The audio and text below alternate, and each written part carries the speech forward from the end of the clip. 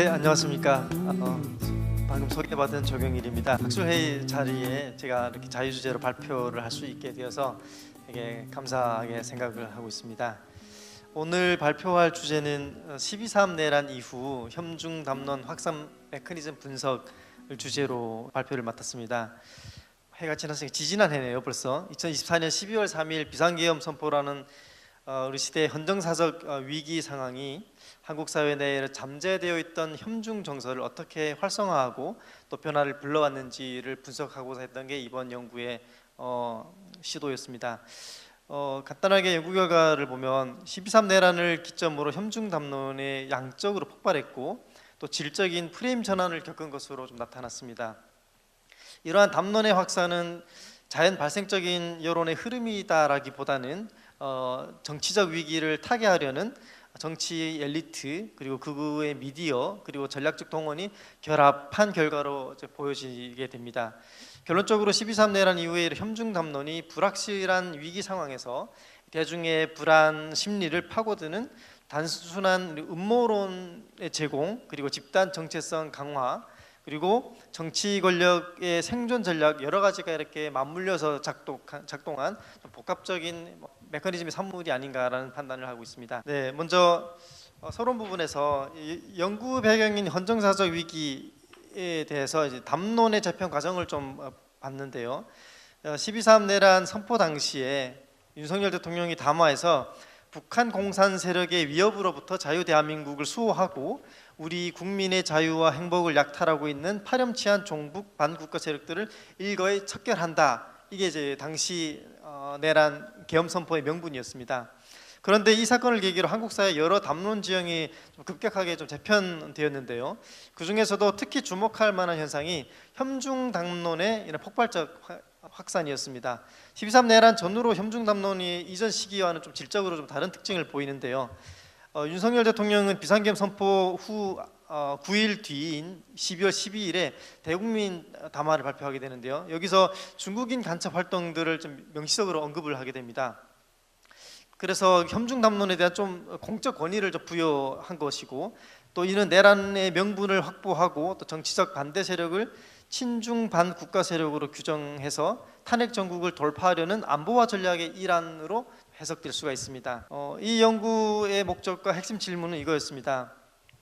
첫째, 12.3 내란 전후 이 혐중 담론은 양적 질적으로 어떻게 변화했는지, 그리고 둘째, 혐중 담론의 생산자들은 누구이며 또 어떤 프레이밍 전략을 사용했는지, 또 메커니즘 측면에서 기존에 잠재되어 있던 이 혐중 정서가 정치적 위기 상황과 또 정치적 목적에 의해서 동원되는 메커니즘은 무엇이었는지를 좀 분석해보는 것이었습니다.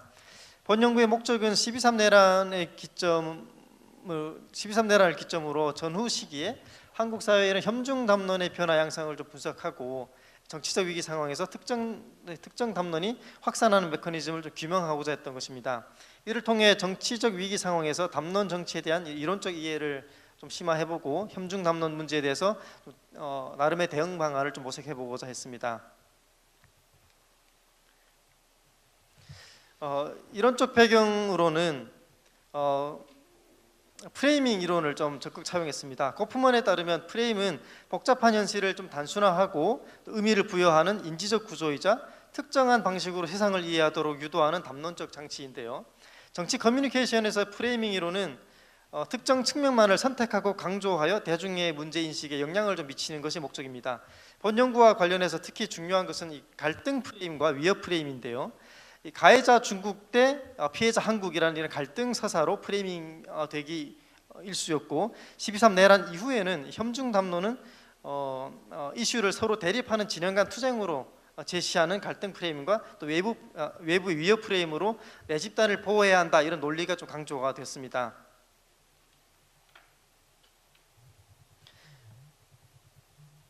네, 그리고 두 번째는 사회 정체성 이론 측면에서도 좀 분석을 시도했는데요. 사람들은 보통 위기 상황에 직면하게 되면 미래에 대한 불확실성을 좀 해소하고자 집단 정체성이 더욱 강화된다고 합니다. 특히 이제 피해를 명확히 구분함으로써 복잡한 상황을 좀 단순화하게 되고 이 과정에서 내 집단을 긍정적으로 평가하고 외 집단을 차별화하는 경향이 이제 나타나게 됩니다.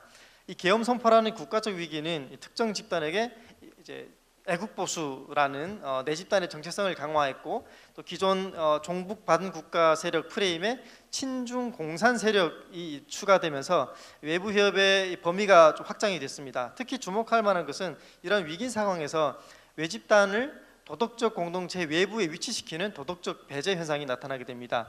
즉 극우 세력의 시위 집회 현장에서 나타나는 처단, 죽여도 된다, 이런 과격한 표현과 행동이 이런 도덕적 배제 결과로 이해가 될 수가 있습니다. 그리고 코펜하겐 학파의 연구에 따르면 안보화 이론인데요, 이 이론은 특정 이슈를 안보 문제로 치환함으로써 비상 조치를 정당화한다라고 보는 이론인데요, 이 내란처럼 정치적 위기의 위협은 발화 행위를 통해서 만들어지는 것으로 이해가 되는데, 특히 담론 전환을 통해서 내부 결속을 강화하고 또 정치적 정당성을 획득하고 반대 세력을 억압하는 데 효과적인 수단으로 활용이 되고 있습니다. 국가 안보라는 절대적 가치 앞에서 이 정치적 반대는 비애국적이다 또는 반국가적이다 이렇게 쉽게 규정이 됩니다. 12.3 내란 전후에 협중 담론의 전개 과정에서도 이러한 정치적 기능들을 좀 발견할 수가 있는데요, 내란을 정당화하고 탄핵 움직임을 저지하기 위해서 국내 정치적 반대 세력을 친중 반국가 세력이다 이렇게 규정되는 담론들이 많이 확산되었습니다.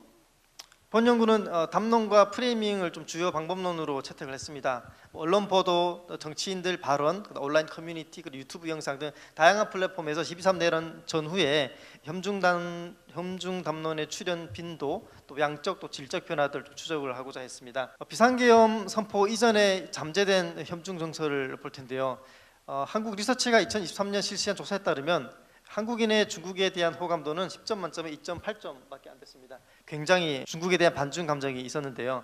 근데 이는 이제 경제적 또 문화적 환경적 갈등에 기인한 것으로 이제 판단됩니다. 사드 배치 이후에 중국의 경제 제재를 거치면서 중국이 한국 경제를 위협하고 역사와 문화를 침탈한다라는 피해 서사가 분노 감정에 기저에 깔려 있게 된 겁니다. 문화적 차원에서는 중국이 김치를 가로채려 한다, 김치 공정이 있었고 한복 공정이 있었고 여러 가지 동북 공정이 있었기 때문에 이런 다층적인 감정들이 결합돼서 중국은 역사를 훔치는 나라다, 이런 서사적 담론까지 확산이 되고, 또 환경적 측면에서는 중국발 미세먼지 이런 것들도 반중 정서의 기저에 있습니다. 미세먼지는 모두 중국 탓이다, 그래서 중국에 항의해야 한다라고 하고, 일부 시민단체는 실제로 중국 정부에 고발도 해서 배상 책임도 물었습니다.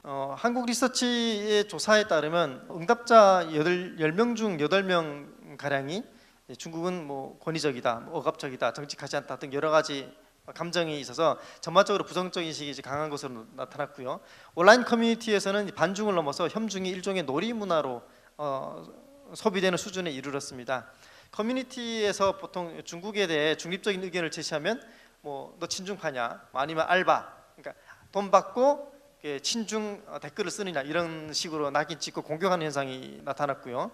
게다가 인종적 차별을 의미하는 짱깨라든가 멸칭, 다양한 이런 멸칭들이 일상적으로 사용이 되는 것으로 나타났습니다. 이런 요소들은 정치적 위기 상황이 발생했을 때 협중 담론이 급격히 확산될 수 있는, 그러니까 언제든지 협중이 활성화될 수 있는 이런 우리 내면의 트라우마적 요소로 좀 자리하고 있었다, 이렇게 판단이 됩니다. 계엄 이후 거대한 이런 협중 감정들이 내란을 통해서 극단화가 됐고, 특히 미디어 환경을 통해서 폭발적으로 확산이 됐습니다. 언론진흥재단의 2025년 조사에 따르면 국민의 53%가 유튜브에서 뉴스를 소비하는 것으로 나타났습니다. 특히 정치 성향별 격차가 좀 이례적으로 컸는데, 보수 성향 이용자들의 63%가 유튜브를 통해서 뉴스를 보고, 진보 성향의 이용자들은 43%가 유튜브를 통해서 뉴스를 소비하고 있습니다. 유튜브 추천 알고리즘과의 네트워크 구조는 사용자가 한 번 중국에 대한 비판 콘텐츠를 신청하게 되면 계속 알고리즘에 의해서 비슷한 콘텐츠들이 계속 뜨게 됩니다. 그러니까 한 번 그런 영상들을 보게 되면 그런 영상만 계속 볼 수밖에 없는 이런 필터 버블의 효과에 갇히게 되는 겁니다. 이런 구조는 정치적 양극화 및 혐오 확산의 사회적 인프라로 좀 작동하고 있는 것 같은데요. 이 유튜브 시청은 전 세계 어디나 전반적으로 많기는 한데, 특히 세계 48개 국가에 대한 조사를 봤을 때 평균 다른 나라들은 진보나 보수나 유튜브를 통해서 뉴스를 시청하는 비율이 31에서 33% 1% 정도밖에 차이가 안 납니다. 그런데 한국의 경우는 63대 43, 굉장히 차이가 좀 많이 있는 것으로 볼 때 한국의 보수층에서 특히 유튜브를 뉴스로 많이 소비하는 게 이번 혐중 담론 확산에 어떤 연관성이 있는 것으로 볼 수가 있겠습니다. 유튜브에 편향된 이런 정보 구조는 이용자들의 좀 극단적인 정치 태도를 형성하는 데 좀 도움이 됐던 것으로 확인이 됩니다. 조사에 따르면 하루 1시간 이상 유튜브를 시청하는 과몰입층의 무려 68%가 계엄을 정당화했고, 또 74%는 탄핵을 반대했고, 63%는 지난 1월 19일 서부지법 폭동을 정당한 저항으로 인식한 것으로 나타났습니다. 이는 유튜브가 일반 시민들의 정치적 태도 형성에 미치는 영향이 크다 볼 수가 있는데요. 나아가 유튜브 인플루언서들이 단순히 정보를 제공하는 개체들이 아니라 추종자들의 이런 정치적 인식과 태도를 형성하는데, 또 그런 것들이 물리적 폭동으로 조직하는 데까지 강력한 영향을 주는 정치 세력으로도 기능을 하고 있다라고 볼 수가 있게 됩니다. 이 과정에서 나타난 가장 주목할 만한 현상 중에 하나가 극우 청년 세대의 가시적인 등장인데요. 조사에 따르면 전체 국민의 14%가 상황에 따라 독재가 낫다라고 응답을 했습니다. 서울대와 조선일보 조사에 따르면 2030 세대의 17%가 필요시 독재도 괜찮다라고 답변을 했고요. 국민의힘 지지층에서는 무려 23.7%가 나타났습니다. 이들은 주로 반공, 반중, 반이재명, 반민주당과 더불어 반페미니즘 활동을 좀 보이는 것으로 나타났고요. 유튜브에서 이들은 중국 경제 붕괴에 임박했다, 한국을 노리는 중국 등등 이런 콘텐츠들을 많이 생산하고 유포하고 소비를 한 것으로 나타났습니다.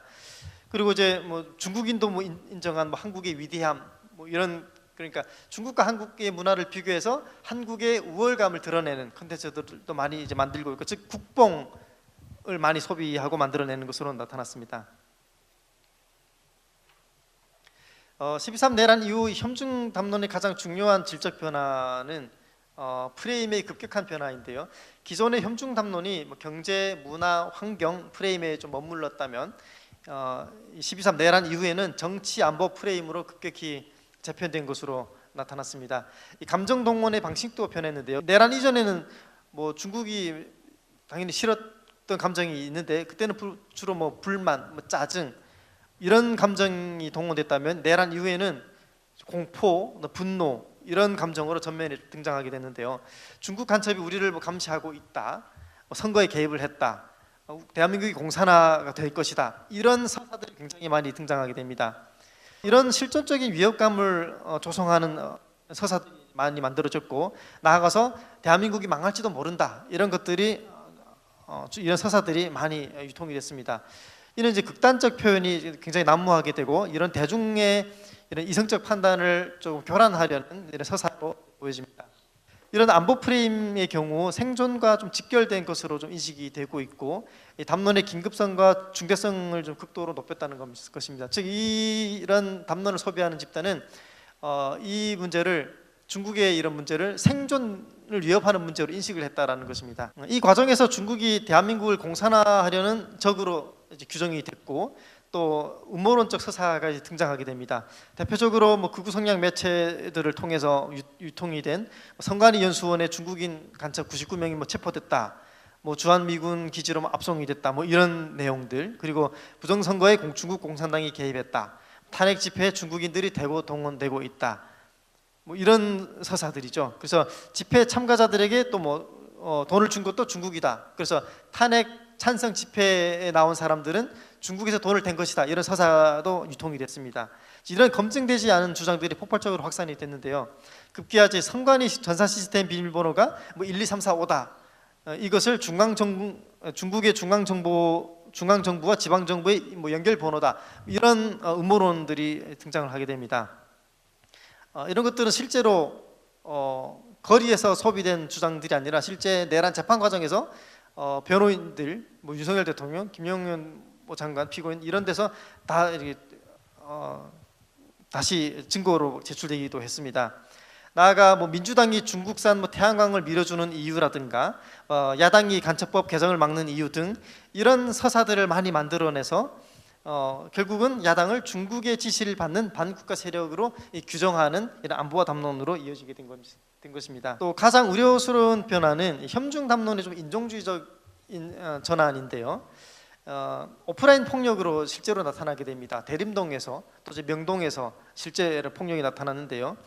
언론개혁시민연대 조사에 따르면 512명의 중국 거주 중국인들을 조사했는데 응답자들에 따르면 윤석열 정부 때 반중 정서가 가장 심했다라고 답변을 했고, 일상에서는 뭐 너 중국산이냐 뭐 이런 모욕적인 말도 듣고, 심지어 일본 언론에서 보도된 것인데 대만 사람들이 한국에서 관광객들인데 한국에서 중국인으로 이렇게 지목당할까봐 가슴에 나는 대만 사람입니다라는 배지를 달고 다니는 이런 기괴한 현상까지 초래하게 됐습니다. 뭐 대림동과 이런 명동 거리에는 뭐 중국 깃발을 뭐 찍거나 뭐 짱깨 아웃, 뭐 차이나 아웃, 중공에 충성할 거면 뭐 중국어를 꺼져라, 뭐 이런 굉장히 극우적인 메시지들이 나왔고, 이거는 내란 전보다 14배나 폭증했습니다. 이는 담론이 어떻게 차별과 폭력 행동으로 전환되는지 그런 사회적 피해를 좀 극명하게 보여주는 하나의 지표가 아닌가 싶습니다. 이러한 위험한 담론 확산의 강력한 첫 번째 발원지는 다름 아닌 대통령 그리고 여당 정치 엘리트들의 전략적인 발화였습니다. 특히 윤석열 대통령이 12.12 대국민 담화에서 직접 중국을 간첩을 명시함으로 인해서 이런 협중 정서에 공적 권위를 부여했다라고 볼 수가 있고요. 그리고 주요 정치인들, 국민의힘 정치인들, 뭐 나경원 의원이라든가 윤상현 의원, 주요 극우 집회 참석하는 의원들이 동일한 메시지를 반복적으로 던졌습니다. 그리고 국회 뭐 본회의라든가 뭐 전체회의라든가 이런 데 와서 쇼츠 찍지 마라라는 해프닝이 있을 만큼 강성 발언을 내놓고 그것을 쇼츠로 릴스로 만들어서 다시 유튜브에 유통해서 유튜브에서는 그것으로 다시 담론을 재확산하는 이런 사이클을 보여주었습니다. 두 번째로는 유튜브 생태계를 보면은 주목경제 시스템이 이제 등장한 건데요. 유튜브에서 얼마나 오랫동안 주의를 끌 수 있느냐, 이게 실제 수익과 연결될 수 있다는 것입니다. 여기에서는 최대한 자극적이고 중독적인 컨텐츠를 생산하도록 유도할 수밖에 없는데요. 분노가 곧 돈이 되는 이런 사이클이 이제 만들어지게 된 것입니다. 국뽕을 팔고 이제 혐중을 판다라는 비판인데요. 이른바 이제 사이버 레카라든가 중국 SNS에 한국인을 사칭해서 쓴 뭐 한국인으로서 부끄럽습니다라는 중국에서 만들어진 글을 다시 또 이런 극우 유튜버들이 가져와서 퍼나르면서 양국 간의 네티즌 간의 뭐 갈등도 나타나고 있고, 이런 것들이 다시 상업적 이익으로 만들어지고 있고, 이런 현상들이 나타나게 됐습니다. 이런 담론 확산의 기저에는 촘촘하게 얽힌 뭐 거대한 극우 생태계 카르텔이 좀 조직적으로 연계된 것으로 이제 보이는데요. 뭐 정치운동 연합체, 뭐 반공 반북 단체, 퇴역군인 단체, 극우 개신교 교회 단체, 정치 사회 단체, 극우 청년 단체, 그리고 또 유튜브 극우 채널들, 이런 다양한 이런 정치적인 주체들이 이렇게 하나의 사이클, 하나의 생태계를 이제 형성을 했는데요. 제도권 정치인들, 특히 뭐 윤석열 대통령이 공적 권위를 부여했고, 그리고 엘리트 정치인들, 그리고 뭐 소위 여의도파라고 하는 정광훈 목사를 비롯한 교회, 극우 개신교회파, 그다음에 광화문파, 손현보 목사가 여의도파고 정광훈 목사가 이제 광화문파죠. 이런 개신교회 연합, 그리고 극우 유튜버, 그다음에 뭐 시민단체들, 이들이 독립적인 주체로 등장한 것 같지만 사실은 서로의 생태계에 몸담고 있는 다중 멤버십을 이제 보이게 됩니다. 그래서 가짜 뉴스의 이런 조직적 담론 생산부터 서부지법 폭동, 그리고 물리적인 동원, 그다음 혐오 집회, 여기까지 하나 일사불란하게 움직이는 하나의 이제 생태계 카르텔을 이제 보이게 된 것입니다. 이러한 담론은 전면적으로 이제 가장 큰 이유는 정치적인 동인인데 결국 탄핵 정국을 돌파하려는 권력의 생존 전략이었던 것으로 이제 분석이 됩니다. 실패한 내란의 명분을 방어하기 위해서 계엄 선포 당일에는 이제 종북 반국가 세력 프레임을 내세웠는데 그게 효력이 없어서 12.12 담화 때 이제 중국 친중 반국가 세력이라는 프레임이 하나 추가가 된 것입니다. 이런 것들이 결국은 민주당을 비롯한 이런 반대하는 야권 세력을 단순한 그냥 반대 세력이 아니라 국가 안보를 위협하는 친중 세력으로 이제 규정을 하게 된 것입니다. 그래서 더불어민주당 이퀄 친중 그리고 이퀄 반국가 세력이라는 것이죠. 이런 등식이 하나 만들어지게 된 것입니다. 그렇다면 이런 대중들은 이런 음모론을 수용을 할까라고 했을 때 더글라스의 음모론 연구에 따르면 세 가지 이렇게 심리적 동기가 있는데요. 첫째, 이제 인지적 동기라는 게 있습니다. 이 내란이라는 복잡한 위기 상황에서 중국의 개입이라는 단순한 하나의 원인으로 이제 사고를 이제 환원시켜 버리는 것입니다. 이해가 굉장히 쉬워지는 것이죠. 그리고 실존적 동기가 있는데 극도로 이제 불안한 상황에서 음모론들은 마치 이제 숨겨진 진실을 우리가 알고 있다.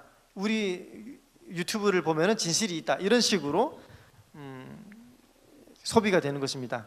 그리고 사회적 동기가 있는데 국가가 위협받을 때 외부 세력이 우리를 공격한다. 그렇게 믿게 되고 공산화에 맞서는 우리는 이제 애국 보수다. 이렇게 자신들을 이제 호명하면서 강력한 소속감을 이제 주게 되는 것입니다. 네. 그래서 12.3 내란 이후에 이런 혐중 담론의 폭발을 보면 한국 사회 내부에 장기간 축적됐던 이런 잠재된 혐중 정서가 당시 12.3 내란을 거치면서 특히 이제 12.3 내란의 특징은 엘리트의 발화, 엘리트의 이런 공적 권위 부여 이런 것들이 큰 트리거가 됐고 이런 것들이 시민들의 이런 심리적 기저에 있던 반중 정서를 이제 행동을 요구하는 적극적인 혐중 담론으로 이제 나타나게 된 것입니다. 그 가운데서 유튜브 알고리즘, 그다음에 새롭게 등장한 극우 청년 세력, 교회 세력, 집단 세력, 유튜브 세력 이런 세력들이 하나의 서클로 나타나서 결국은 이런 중국에 대한 혐오가 하나의 담론 전환, 기존의 담론이 이제 안보화 담론으로 바뀌었다라고 이제 볼 수가 있게 됩니다. 이렇게 허위 정보를 차단하는 이런 팩트 체크 시스템이 언론에는 있지만 사실 뭐 그거 다 가짜 뉴스다라고 이렇게 팩트 체크를 했지만 그런 것들은 크게 이런 혐중 담론이 확산되는데 효과적인 도움이 되지 않았던 것으로 지금 나타나고 있습니다. 따라서 우리 사회 과제라고 한다면 앞으로 이런 가짜 뉴스, 이런 팩트 체크 기능을 어떻게 좀 구조적으로 질적으로 키울 것인가, 그리고 특히 정치 엘리트들의 이런 혐중 또는 혐오 발언 이런 것들을 어떻게 우리가 윤리적으로 또는 어떤 제도적 기준을 만들어서 절제할 것인가, 나아가서 민주적인 시스템을 어떻게 강화할 것인가, 이런 좀 과제를 조금 주게 됩니다. 그러면 그것이 민주주의 지키는 길이다라는 것에 아마 모두가 동의할 것으로 이제 보이기 때문인데요. 이상으로 연구를 진행을 했는데요. 발표는 일단 여기까지 마치고 제가 질문이 있으면 제가 또 듣고 답변을 하도록 하겠습니다. 감사합니다. 예, 귀한 연구 감사드리고요. 이어서 논평해 주실 분은 이장한 코리아 통합연구원 연구원님이십니다. 이분은 북한학을 전공하시고 한반도의 분단 현실과 통합의 과제를 학문적으로 깊이 연구해 오신 연구자이십니다. 사회 통합을 위해서 함께 움직이시는 면에서 같은 길을 밟고 계신다고 볼 수 있겠고요. 현재 광복회에서 기획조정실 기획팀 팀장으로도 활동하고 계십니다. 우리 논평 같이 듣도록 하겠습니다. 우선 발제자님께도 격려의 박수 부탁드립니다. 네, 감사합니다. 안녕하세요. 코리아 통합연구원의 부원장으로 재직하고 있는 이장한이라고 합니다. 기독교 통일학회 한 10년 정도 전에 한번 온 것 같은데요. 정말 오랜만에 오게 됐고요. 너무 반갑고 여러분들 뵙게 돼서 너무 영광입니다. 불러주셔서 감사드립니다. 오늘 제가 맡은 토론은 우리 조경일 대표님의 협중 담론에 대한 그런 논문에 대한 토론을 맡게 되었습니다.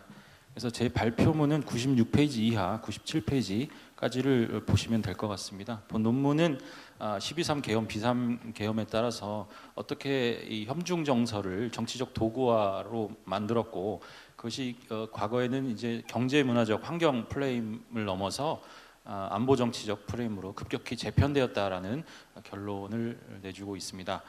또 이 논문의 장점이라고 하면은 이 여러 이론들이 도입이 되었습니다. 프레이밍 이론이랄까요, 또 안보화 이론이랄까요, 여러 가지 이론적 시도를 통해서 분석을 해내고 있고요. 결국 이 친중 반국가 세력을 규정하는 통치 이데올로기가 안보화 개념으로 우리가 설명할 수 있겠다라고 얘기를 하고 있습니다. 본 논문의 이 보완점이라고 하면은 조금 아쉬운 점이라고 하면은 인식과 변화가 실제로 어떤 일반 시민들에게 영향을 미쳤는지에 대한 그런 실증적 연구가 좀 뒷받침되면 좀 더 설득력 있는 연구가 되지 않을까, 입체적인 연구가 되지 않을까 이런 생각을 했습니다. 또한 이런 협중 담론에 대항해서 맞서 싸우는 사람들도 있을 텐데요. 그런 대항 담론에 대한 그런 소개도 하나 좀 필요하지 않을까라고 생각을 합니다. 그리고 이 연구는 그 반공 사상에 규합해가지고 구급 포퓰리즘과 함께 어떻게 한국 사회에서 연구되었는지 볼 수 있겠지만 다른 국가의 경우는 이런 구급 포퓰리즘이 어떻게 또 결속이 되고 결합이 되고 나타나게 되는지에 대한 비교가 된다면은 또 다른 비교 연구를 하게 되면 좋을 것 같다는 생각을 했습니다. 또 이제 필자께서 결론 부분에 많은 얘기를 해주셨는데요. 미디어 리터러시 교육이랄까, 뭐 플랫폼 책임 교육 이런 것에 대한 구체적인 후속 연구까지 아울러서 이루어진다면 아주 훌륭한 논문이 될 거라고 생각을 하고 있습니다. 예, 뭐 여기까지는 제가 이제 그 논문에 대한 이제 토론이었고요. 이제 논평을 뭐 짧게 좀 드리자면은 우리 한국이 지금 경제 성장을 하는 데 있어서 아주 중요한 결정적인 역할을 한 나라가 중국이라고 할 수가 있겠습니다. 1990년대 조선족이 대거 유입됨으로써 우리의 노동력 보충하게 돼가지고 많은 이제 경제 성장이 이루어졌죠. 물론 이제 경쟁에서 빼앗기는 이제 그런 분들도 계시겠지만 또 2000년대 이르면 WTO에 가입하게 됩니다. 그래서 국제적인 기능적 분업주의에 따라서 우리가 중간재를 중국에서 수출하고 중국은 싼 인건비를 토대로 전 세계 수출하는, 그러니까 메이드 인 차이나가 전 세계에 넘쳐나고 있습니다. 그것에 우리 한국도 엄청난 기여를 했고요. 그 과정에서 엄청난 우리가 세계 경제적 부를 갖고 지금 엄청난 강국이 되는데 큰 기여를 했다는 것은 사실입니다. 그래서 이런 협중 담론에 대해서 너무 매몰되지 말아야 된다. 우리가 객관적으로 좀 봐야 될 필요가 있지 않을까. 또 2008년 금융 위기를 겪을 때도 미국을 비롯한 전 세계는 완전히 불황이었습니다. 급격한 이제 경기 침체를 겪게 되는데 우리 한국만큼은 유독 중국과 옆에 붙어 있다는 이유로 커다란 부를 얻을 수가 있었고요. 경제 성장을 계속 지속 성장을 할 수 있었던 토대가 되었던 게 바로 중국 덕분이었습니다. 그래서 이런 점에 대해서 우리가 좀 단순히 감정적으로 볼 게 아니라 중국에 어느 정도 우리가 이익을 주고 있고 우리가 또 받고 있는지에 대한 그런 생각을 해야겠다. 중국이 싫은데 왜 싫은지 이유를 구체적으로 우리가 좀 확인할 필요가 있습니다. 그냥 싫어, 그냥 몰라요, 막 이런 식으로 초등학생한테 물어보듯이 뭐 엄마가 좋아, 아빠가 좋아, 좋아요, 싫어요, 왜? 그러면 얘기를 못 하잖아요. 지금 우리 이런 협중 정서가 이런 것이 아닌가. 좀 더 구체적으로 질문을 하면 우리가 답변을 할 수가 없다는 것입니다. 그 답변을 우리가 할 수 있어야 올바른 그 협중에 대한 그런 평가가 되지 않을까. 중국을 어떻게 객관적으로 평가할 수 있지 않을까 이런 생각을 합니다. 제가 중국에도 여러 번 갔었는데 그 중국을 우리가 다양성의 관점에서 놓치면 안 됩니다. 중국 내부에서도 여러 메커니즘과 견제와 균형이 작용합니다. 우리가 볼 때는 그냥 공산주의 국가, 독재 국가라고만 볼 수 있지만 그 우리의 26배 가까운 인구가 있잖아요. 13억 인구를 우리가 한 문장으로 정의를 할 수가 있을까요, 과연? 저는 그렇지 않다고 봅니다. 우리보다 어마어마한 땅덩어리와 문화를 소유하고 있는 국가이기 때문에 중국을 우리가 절대 놓쳐서는 안 되겠다 이런 생각을 합니다. 아울러서 제가 조선족 마을에 갔었는데요. 국내에서 제가 조선족을 봤을 때는 항상 그 이제 낮은 수준의 임금의 일자리를 채우는 분들로 생각을 하고 있었습니다. 우리 국내 내국인들에 비해서 경쟁적으로도 많이 뒤처져 있기 때문에 그런 이제 힘든 고된 일들, 3D 업종에 종사하는 분들로 대부분 이제 알고 있었는데, 제가 중국의 조선족 마을에 갔는데 이런 생각이 완전히 180도 바꿔버렸어요. 왜 그러냐면은 우리 한국에는 없는 것들이 아직 있더라고요. 전통과 역사 같은 게 아직 온전히 보존돼 있다. 우리는 우리 남한 어디 가도 그럴 인정 뭐도 약간 옛날 같지가 않고, 그죠? 그런 문화도 좀 많이 파괴가 된 상황이고 물질화돼 있고 이런 건데, 조선족이 그 마을은 상당히 좀 따뜻한 마음이 들었고, 그거는 돈과 물질로 환산이 되지 않는 가치거든요. 근데 그게 온전히 우리 과거의 60년대, 70년대 모습이 고스란히 조선족 사회에 가지고 있다는 것이죠. 그래서 또 하나 또 이분들을 통해서 제가 놀랐던 것은 이제 그 두 가지 언어가 된다는 것이죠. 중국어도 할 수 있고 남한 사회에 정착하면서 남한어도 하고, 또 북한에도 자유롭게 들어가잖아요. 그러니까 통일 시민이 따로 없구나. 이 사람들이 바로 통일 시민이구나. 남한 사람도 북한에 못 들어가고 북한 사람도 남한에 못 들어가는데, 이 조선족만큼은 자유롭게 왕래를 하고 있다는 것이죠. 또 이들은 자본주의, 남한 세계에서 자본주의를 충분히 경험했고요. 이해도가 상당히 높습니다. 또 중국이라는 공산주의 국가에서 살다 보니까 북한에 대한 또 공산주의 집권의 그런 거에서는 이해도 상당히 밝더라고요. 그래서 우리보다 좀 시야가 훨씬 더 넓고 좀 진취적이고 뭐 이런 기상들을 제가 좀 느끼고 왔습니다. 그래서 우리가 조선족을 볼 때도 단순하게 국내에서 보는 시각과 전혀 또 외지에서 보면 또 다를 수가 있던 것이죠. 우리 인식론을 좀 벗어나야겠다는 생각을 합니다. 또 우리가 과거 그 문재인 정부 때 보면 그 대일 일본 정책을 펼 때 상당히 좀 감정적으로 했던 게 사실이었던 것 같아요. 너무 뭐 위안부 뭐 합의랄까, 뭐 법원에서도 그렇게 한 거에 대해서 우리가 옹호했는데, 그 정치와 경제는 엄연히 좀 분리를 해서 접근했었더라면, 이중 전략, 투트랙 전략을 구사했더라면 좀 더 우리가 일본과 좀 원만한 관계를 좀 이루어냈을 텐데, 국익보다는 좀 감정에 치우쳐가지고 결국 북미 회담이 결렬됐던 결정적 그 사건이 아베 총리의 어떤 회방이었다는 게 그 볼튼 회고록에서 드러났습니다. 그래서 우리의 대일 정책이 결과적으로 실패했다는 게 결과적으로 드러났습니다. 그것도 참 안타까운 일이고요. 그러니까 항상 감정적으로 외교 관계라든가 국제 관계를 봐서는 안 되겠다. 또 러시아 우크라이나 전쟁 초기에 보면은 우리는 진영 논리에 빠져가지고 강대국이 약소국을 침략한다. 또 자유주의 진영이 권위주의 국가들로부터 공격을 받고 있다. 이런 프레임에 우리가 빠져가지고 일방적으로 우크라이나 편만 들었었거든요. 근데 지금 보면 어떻습니까? 완전히 그 내부에 엄청난 문제가 있다는 것을 우리가 알 수 있습니다. 내부의 사회적인 문제, 뭐 종교적인 문제, 부패 문제, 권력의 문제, 이런 것들이 얽혀가지고 슬라브족 간의 내부의 문제인데 우리가 거기 경도돼가지고 우크라이나 편만 들었다는 것이죠. 근데 지금 우리가 실리적으로 좀 접근해야 될 필요가 있지 않나, 그런 사례에서 잘 참았습니다. 근데 우크라이나 윤석열 정부도 지나가고 할 때 우크라이나에다가 무기를 지원했더라면 좀 엄청난 러시아와의 관계에서 아주 돌이킬 수 없는 그런 위기가 있었을 텐데, 우리가 살상 무기는 지원하지 않아 가지고 그 레드라인은 넘지 않았다. 참 잘했다고 생각을 합니다. 그다음에 21세기의 다중의 위협 중에 하나가 바로 이 민주주의의 위협이 아닐까 싶습니다. 12.3 계엄이 일어난 이유가 바로 이 그 정보 때문이죠. 정보의 과잉. 1980년에 엘빈 토플러가 제3의 물결이라는 책을 썼습니다. 그 뒤로 뭐 제4의 물결이 나오기도 했고요. 그다음에 90년대 IT 정보화 세계를 거치면서 엄청난 정보화의 홍수 속으로 우리는 빠져들고 말았습니다. 근데 이런 정보가 과연 우리들한테 유용한 정보일까요? 과연? 여러분들은 그런 정보들을 다 받아들이시나요? 그 정보 문자를 해독하고 읽는 거에 그치지 않고 그것을 오류를 검증할 수 있는 능력이 여러분들이 있다고 생각하십니까? 저는 없다고 생각합니다. 이 대통령조차 빠져버린 12.3 계엄을 일으켰던 결정적 원인이 그런 확증 편향성, 에코 버블에 빠졌기 때문에 이런 일이 벌어졌다고 보고요. 이건 바로 정보화의 이제 유용이 아니라 이제 제3의 물결이 아니라 정보의 과잉, 정보의 위기로까지 지금 이른 것이 아니냐 이런 생각이 듭니다. 그래서 어느 때보다도 지금은 그 민주주의를 구현하기가 상당히 좀 어려운 상황이고요. 선생님이 필요 없는 세상입니다. 유튜브에 물어보면 다 알아요. 누가 누구를 가리키려고 하지도 않고 유튜브를 우리가 찾습니다. 선생님 필요 없어요. 내가 스스로를 학습합니다. 그렇기 때문에 자기 오염이 정보가 오류돼 확증 편향에 빠질 가능성이 상당히 높다는 겁니다.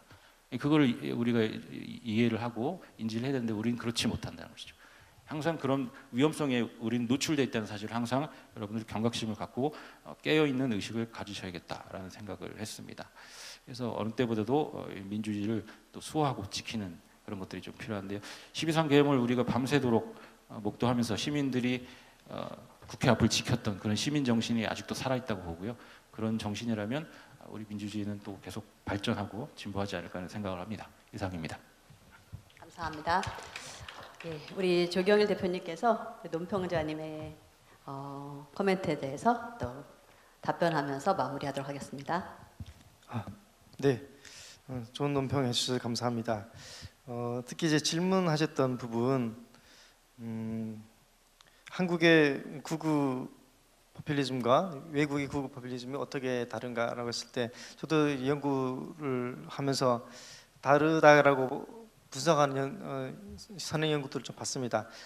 보통 우리가 유럽이라든가 미국이라든가 이런 데서의 극우의 이런 주요 담론을 보면은 반이민이라든가 애국이라든가 민족이라든가 자문화 중심이라든가 이런 것들이 특징적이고 그것이 일반적인 극우 포퓰리즘 또는 극우 집단에 공통적으로 나타나는 현상인데, 한국의 극우는 굉장히 좀 다르게 나타납니다.